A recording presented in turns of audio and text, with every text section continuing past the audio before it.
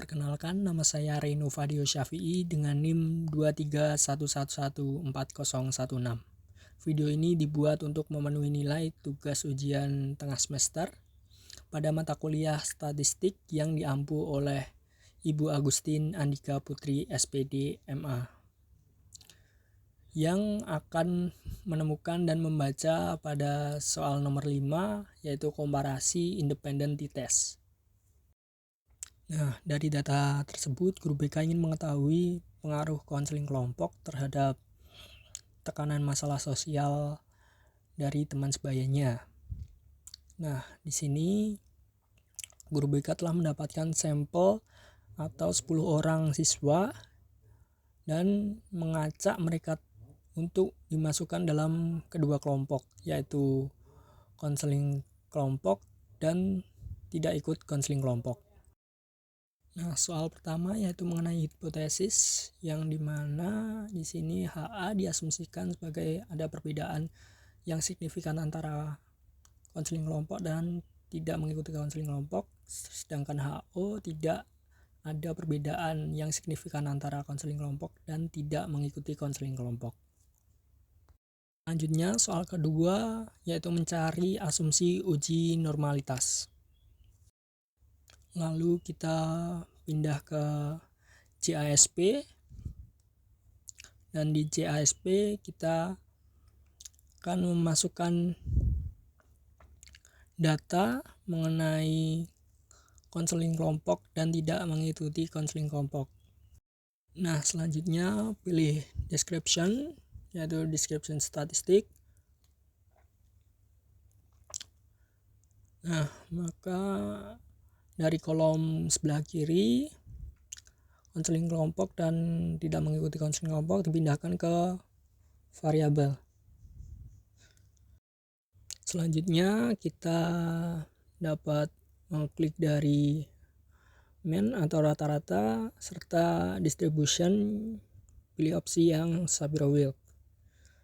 Serta dari basic plots-nya kita klik distribution plots dan display density, dan interval plots-nya qqplots dan pie-variance. Nah, setelah itu kita dapat memperoleh data dari deskripsi statistiknya, yaitu baik dari rata-rata maupun p-value Shapiro-Wilk-nya.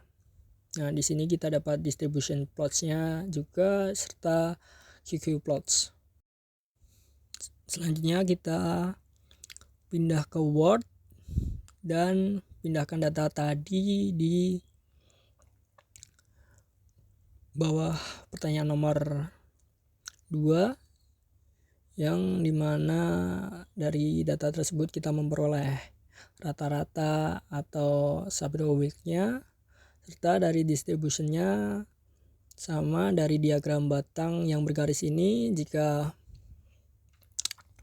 memiliki bentuk seperti lonceng atau gunung, maka dapat dikatakan normalitas, sedangkan qqplot atau kurva yang bergaris miring ini, yang dimana titik-titiknya mendekati garis, maka dinyatakan sebagai normalitas. Jadi p-value yang didapatkan dari tabel di atas dari kedua variabel tersebut yaitu 0,118 dan 0,517, yang dimana lebih besar dari 0,05. Maka dapat disimpulkan bahwa KK dan TKK berdistribusi normal. Maka dari itu ia merupakan syarat lolos dari uji normalitas. Oleh sebab itu bisa dilanjutkan untuk uji yang lainnya. Selanjutnya nomor yang ketiga, mencari asumsi uji homogenitas varians. Nah, masuk dari CSP ini variabel X, di mana data dari konseling kelompok dan tidak mengikuti konseling kelompok dijadikan satu di sebelah kiri, dan sebelah kanannya adalah kategorisasi, di mana itu mengikuti konseling kelompok atau tidak mengikuti konseling kelompok. Setelah itu kita klik yang ANOVA dan di situ ada classical ANOVA, kita klik juga. Nah, dari itu tadi kita dapat di kolom sebelah kiri yaitu variabel X tadi, kita pindahkan ke dependensi variabel, sedangkan yang kategorisasi antara mengikuti kelompok konseling atau tidak mengikuti kelompok konseling kita pindahkan ke fixed vector. Nah, dari data tersebut kita dapat mengklik mengenai assumption check yang homogenitas tes. Maka dari itu kita dapat menemukan data mengenai data nilai P-nya. Selanjutnya kita dapat kembali ke Word dan memasukkan data ANOVA tersebut ke homogenitas variance. Nah, di sini jadi nilai P-nya 0,795, di mana lebih besar dari 0,05. Maka varians kelompok dari data tersebut adalah homogen atau sama. Sedangkan jika kurang dari 0,05 maka varians data tersebut tidak homogen yang berbeda secara signifikan. Oleh karena itu, varians dari kedua kelompok, baik itu mengikuti kelompok konseling dan tidak, yaitu homogen. Selanjutnya nomor yang terakhir atau nomor 4 yaitu mencari uji signifikansi. Nah, kita balik lagi ke JASP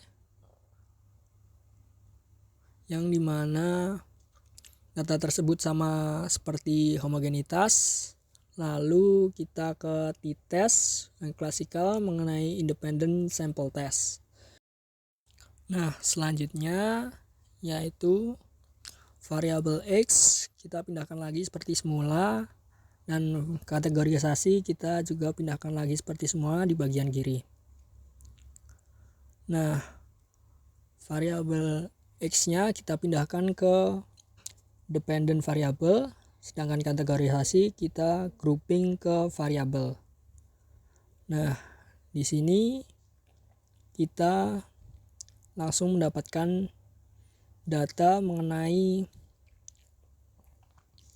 independent sample test yang signifikan atau nilai P-nya.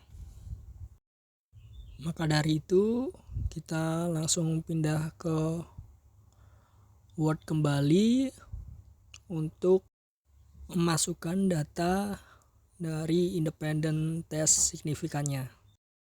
Dari data tersebut kita memperoleh nilai P yaitu kurang atau 0,001. Jadi nilai P-nya itu 0,001 kurang dari 0,05 yang memiliki arti ada perbedaan secara signifikan dari kedua kelompok tersebut, baik itu mengikuti kelompok konseling ataupun tidak mengikuti kelompok konseling dalam mengatasi tekanan sosial dari teman sebayanya, serta HO ditolak dan HA-nya diterima. Maka dari itu ada perbedaan secara signifikan antara siswa yang mengikuti kelompok konseling dan tidak mengikuti kelompok konseling terhadap kemampuan dalam mengatasi masalah tekanan sosial teman sebayanya. Mungkin itu saja yang dapat saya sampaikan, kurang lebihnya mohon maaf dan terima kasih.